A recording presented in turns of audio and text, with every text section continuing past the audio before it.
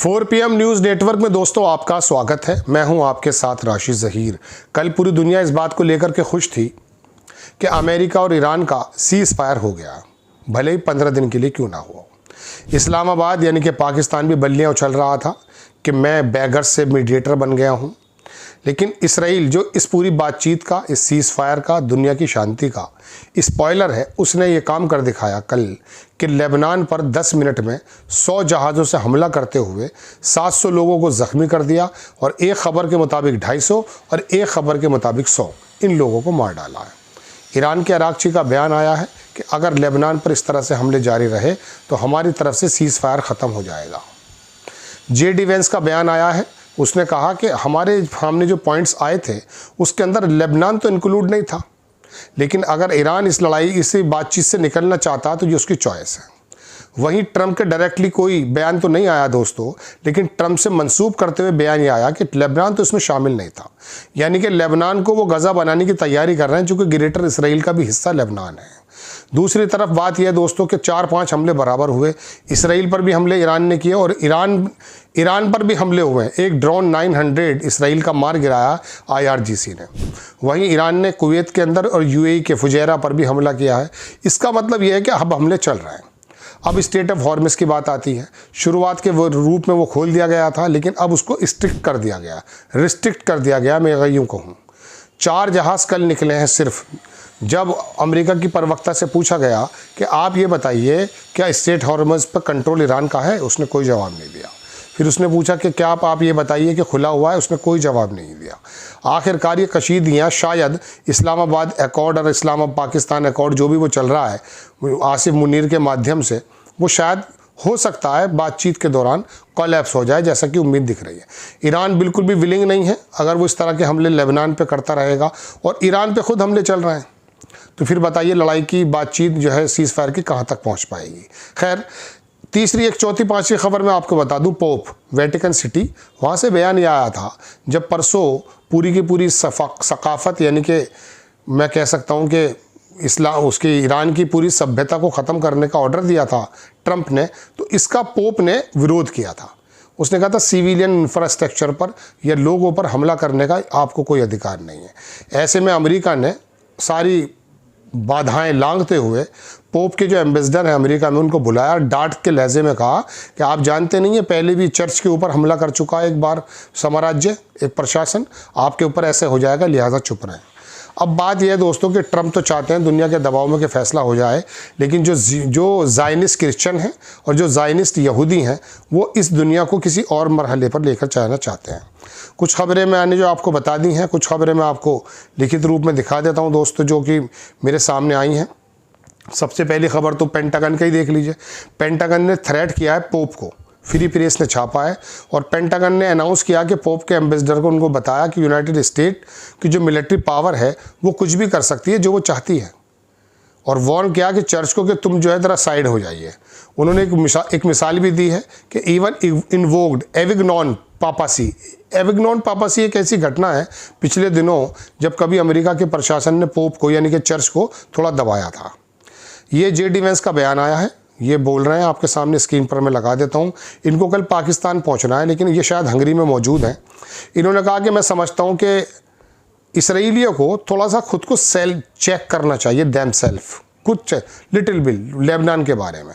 उन्होंने कहा अगर ईरान जो है नेगोशिएशन से अलग हो जाना चाहता है लेबनान को लेकर के, तो ये उसकी अपनी चॉइस है। Today Israel killed more than 250 civilian इन लेबनान। दूसरा बयान देखें, ईरान के जो फॉरेन मिनिस्टर अब्बास अरागची हैं, उनकी सऊदीया के जो फैसल बिन फरहान हैं विदेश मंत्री, उनसे बात हुई है। इस बीच मैं आपको बता दूं GCC, ये जो 6-7 मुल्क थे, इसके अंदर 3 मुल्क तो ईरान के साथ आ गए। ओमान को मानकर चलिए, इराक को मानकर चलिए, हालांकि इराक GCC में नहीं था, कतर को मानकर चलिए, ये 2-3 जॉर्डन, UAE, सऊदी अरेबिया हालांकि पीछे हट चुका है। तो ऐसा हालात हैं। प्रेसिडेंट ट्रंप के बारे में भी खबर ये आई है कि वो नेटो को थोड़ा पनिशमेंट देना चाहते हैं। एक्चुअली ये यूरोप जो है इस लड़ाई के अंदर अमेरिका के साथ खड़ा नहीं हुआ।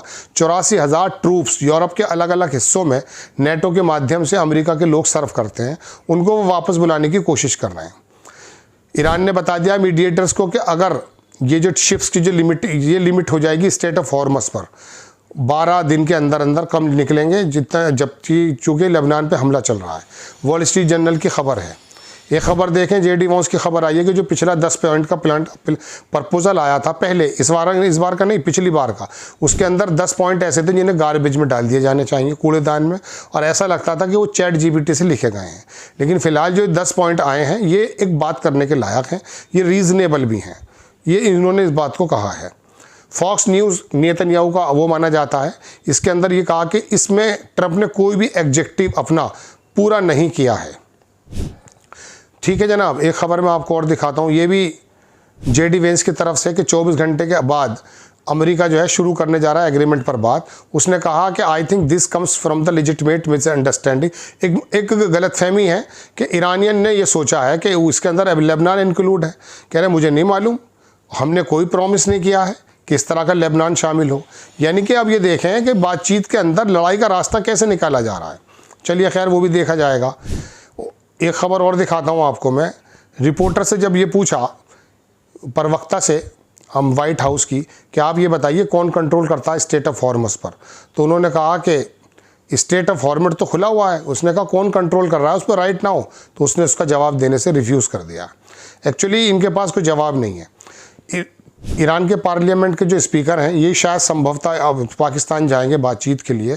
बाकर कालीबाफ, इन्होंने इशू किया है स्टेटमेंट कि अमेरिका और इसराइल जो है वायलेशन कर रहा है ईरान के 10 पॉइंट्स प्लान का। 3 चीज़ें उन्होंने गिनाई हैं कि सीज़ फायर, लेबनान के बारे में बात हुई थी, क्योंकि पाकिस्तान का प्राइम मिनिस्टर अपने ट्वीट पर खुद लिख चुका था कि दोनों फरीक़ैन राज़ी हो गए लेबनान को इंक्लूड करके।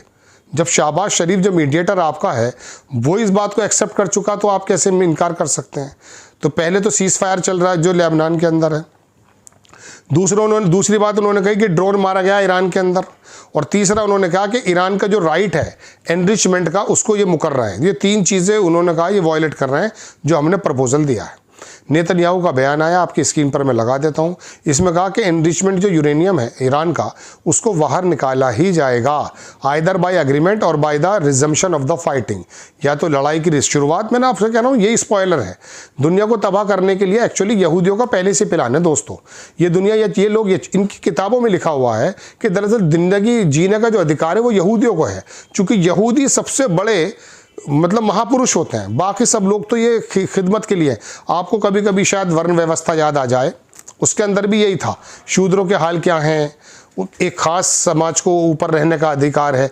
इनकी किताबों में लिखा हुआ है दोस्तों कि दुनिया के अंदर राज किया जाएगा सिर्फ यहूदियों का। यहूदी ही सबसे ज़्यादा अशरा मुबशरा है। ये कोरोना, ये तमाम चीज़ें जो आई गई ना, इनका शुरू में कहना है कि 50 करोड़ आदमी दुनिया में रहने चाहिए, बाकी बीमारियों से, लड़ाइयों से मार देने चाहिए। इसीलिए आपने देखा होगा वेपन्स ऑफ द डिस्ट्रक्शन ये जो बनाए गए हैं, ये बनाए गए हैं। चलिए खैर, वो अलग बात है, आपकी समझ में नहीं आती। आपको तो सिर्फ इतना लगता है आप में से एक वर्ग को कि नहीं बस ये मुल्ला जो ISIS में घुसा हुआ है यही आतंकवादी है, जबकि सफ़ेद पोश सबसे बड़े बदमाश हैं। ईरान के फॉरेन मिनिस्टर का बयान आया अब्बास अरागची का। उन्होंने वार्न किया कि इसराइल कंटिन्यू अटैक कर रहा है लेबनान पर, there will no ceasefire. ये है वो। ईरान और यूएस जो सीज़ फायर टर्म्स को क्लियर वायलेट कर रहे हैं। अमेरिका को चूज़ करना है सीज़ फायर या continue war with via Israel, या तो वाया इसराइल जो वो लड़ रहा है उसको चूज़ करना है या सीज़ फायर चूज़ करना है। दुनिया देख रही है कि मैसेकेयर इन लेबनान में कैसा मैसेकेयर हो रहा है। The ball in US court, अब जो है गेंद US के कोर्ट में है। World watching what it act on it's commitment. दुनिया तो देख रही है अरागची साहब, लेकिन ये सरकारें नहीं देख रही हैं जो एक ख़ास निज़ाम के तहत चलती हैं, जो यहूदियों का बनाया हुआ निज़ाम है। पढ़ाई का हो, बैंकिंग का हो, किसी भी चीज़ का हो, सबका बनाया हुआ निज़ाम ये है। आप सोचते ही हैं कि हमारा बच्चा अंग्रेज़ी मीडियम में जा रहा है, ये किताबें तय उन्होंने की हैं। आपको क्या मालूम क्या पढ़ना क्या नहीं पढ़ना। जय हिंद।